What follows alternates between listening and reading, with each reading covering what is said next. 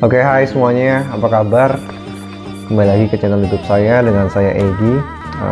Hopefully kalian semua dalam keadaan yang baik ya. Dan pada kesempatan video kali ini aku bakal bagiin satu sharing tentang beberapa hal yang seringkali kita miskonsepsi atau kita salah kaprah tentang hal tersebut.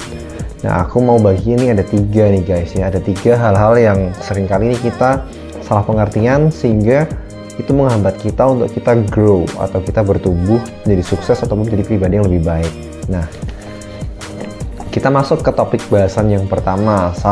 Hal pertama yang seringkali kita salah kaprah dalam memahami sesuatu yaitu kita beranggapan bahwa zaman kita itu lebih buruk daripada zaman sebelumnya, atau kita merasa bahwa zaman sebelumnya itu lebih baik daripada zaman kita sekarang. Ya, ini salah banget, ya kan? Kita sering kali ngobrol mungkin sama teman-teman kita,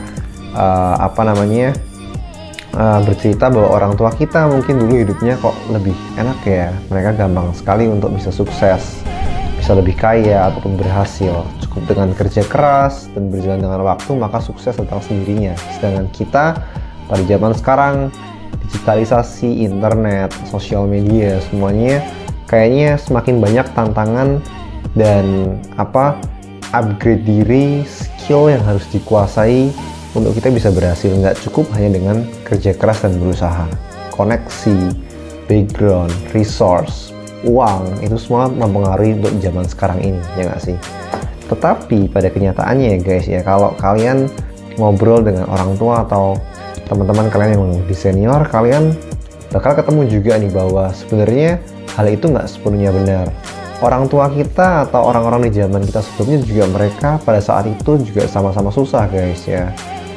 Karena di zaman manapun kita berada, baik di zaman ini, masa ini maupun masa yang sebelumnya ataupun masa yang akan datang, itu selalu ada tantangannya sendiri-sendiri. Mau generasi ini tuh lebih baik ataupun masa sekarang ini lebih buruk dari sebelumnya, itu nggak ada hubungannya sama sekali sama kita. Kita yang harus cari cara dan upgrade diri kita untuk kita bisa berhasil dan menjadi lebih baik ya.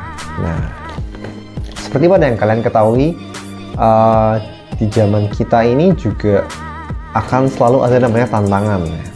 Dan tantangan selalu datang bersamaan dengan namanya kesempatan guys. Nah, kalau kalian perhatiin, kita ini sebagai manusia seringkali terlalu gampang atau terlalu mudah untuk fokus yang namanya kesulitan atau tantangannya. Nah, kenapa seperti itu? Itu bukan salah kita sih. Emang kita sebagai manusia itu naturnya atau sifat alaminya itu adalah kita gampang untuk mendeteksi hal-hal yang sifatnya negatif. Tetapi coba kalau kita mau belajar untuk membiasakan diri dan melatih diri untuk melihat hal-hal yang positif ya guys ya, kalian bakal kok menemukan apa yang kalian cari, peluang apa yang kalian butuhkan, atau hal apa yang membuat diri kita bisa semakin berkembang dan semakin maju. Seperti ada pepatah lama nih guys yang berkata bahwa kalau kita cari maka kita bakal dapet, kalau kita minta nih kita bakal dikasih, dan kalau kita ketok pintu bakal kok dibukakan buat kita ya. Jadi jangan khawatir ya guys.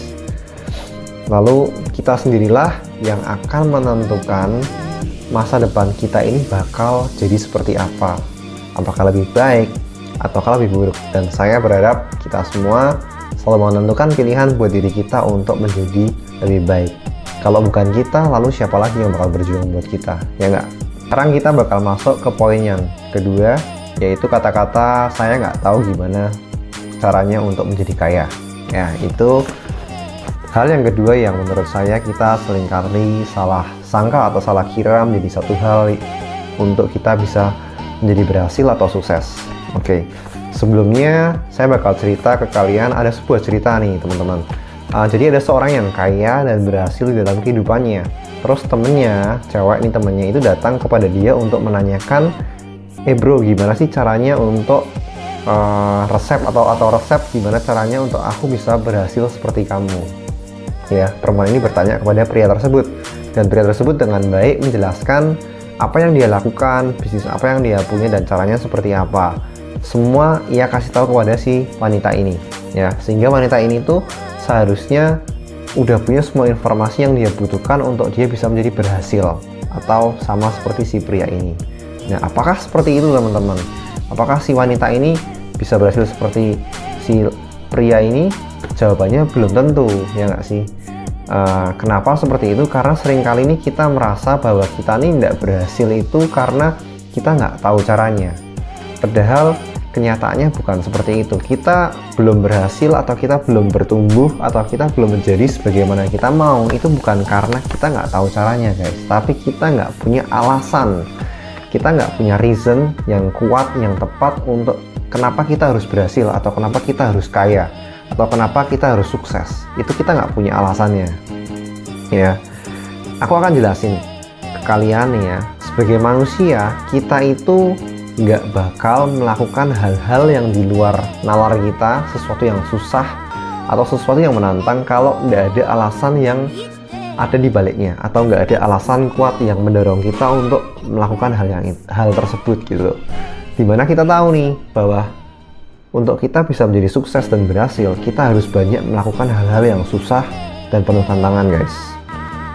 Banyak beranggapan orang itu butuh formulanya buat jadi sukses. Padahal jadi sukses itu nggak ada satu formula pun, no. nggak ada jalan singkat, jadi nggak ada shortcut dan kalian jangan ketipu ya. Kalau kita punya alasan yang kuat untuk kita berubah, atau alasan yang kuat untuk kita berhasil, atau kita punya alasan yang kuat untuk kita mau menjadi sukses, kita tuh nggak bakal butuh namanya orang lain untuk mengingatkan kita. Untuk mengingatkan kita nggak usah banyak nonton, untuk mengingatkan kita untuk baca buku lebih banyak, untuk orang lain tuh nggak perlu mengingatkan kita untuk kita belajar hal baru, skill baru ya kan. Orang lain nggak perlu mengingatkan kita untuk kita nggak boleh ngomel setiap hari atau mengeluh setiap hari ya. Karena kenapa? Karena kalau kita punya alasan itu, kita bakal secara otomatis melakukan apa yang harus dilakukan. Kita bakal berjuang sedemikian rupa untuk melihat kita ini berhasil ya. Jadi hal yang kita butuhin adalah alasan yang kuat ya. Kenapa saya harus berhasil, atau kenapa sih kok kita harus berhasil, kenapa kita harus terkenal. Oke? Dan berhentilah mencari cara supaya kita bisa berhasil, tapi kita harus belajar mengerti dan memahami diri kita kenapa kok kita mau hal tersebut. Jadi alasan itu yang nantinya akan mendorong atau mendrive kita sehingga kita menjadi seorang yang kita inginkan. Seperti ada kata pepatah lama lagi nih, when there is a will, there is a way ya. Jadi selama ada kemauan, pasti akan selalu ada caranya guys. Poin yang ketiga adalah kita seringkali beranggapan bahwa orang lain atau keadaan kita itu yang menjadi penghalang dalam kita melihat sebuah peluang. Padahal kalau boleh dibilang nih, penghambatnya itu adalah diri kita sendiri loh. Saya punya pertanyaan nih teman-teman.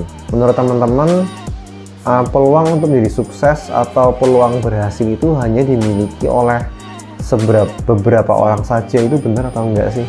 Tentu saja hal itu nggak benar ya teman-teman ya. Itu terjadi atau pemikiran itu bisa muncul karena kita tuh nggak tahu peluang itu kayak apa, betul nggak sih? Kalau kita tahu peluang itu kayak apa, sebenarnya nggak ada loh satu orang pun atau organisasi apapun yang bisa menguasai peluang itu dari awal.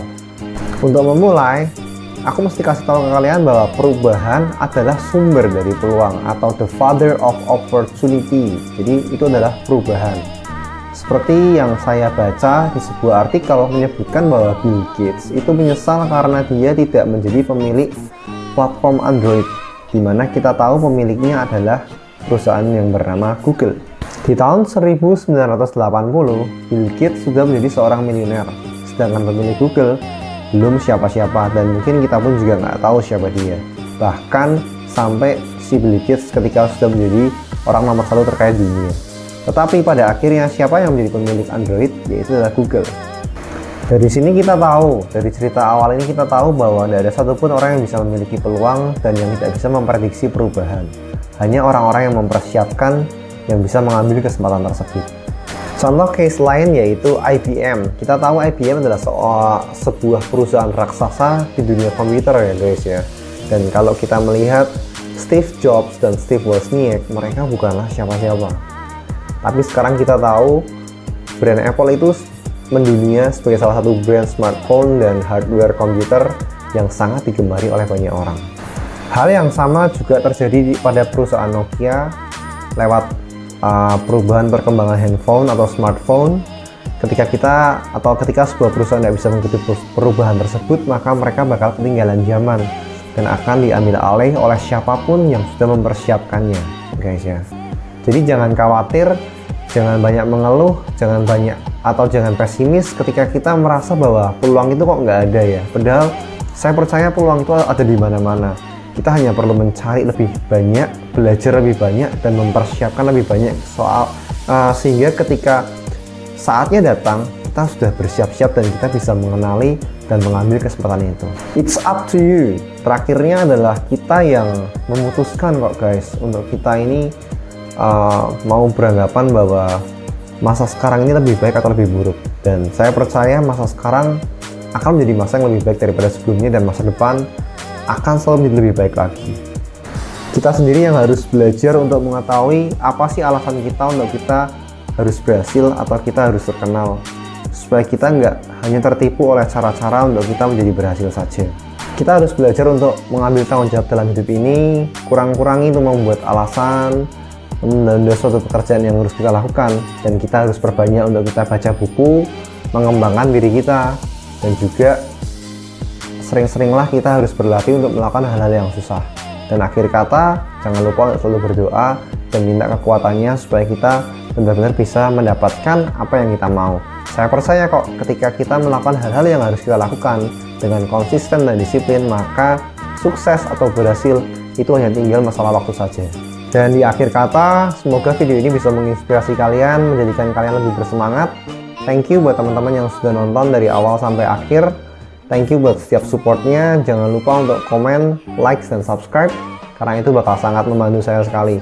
Dan terus dukung ya guys, karena saya berniat untuk membangun channel YouTube ini. Thank you sekali lagi, dan sampai jumpa di video berikutnya.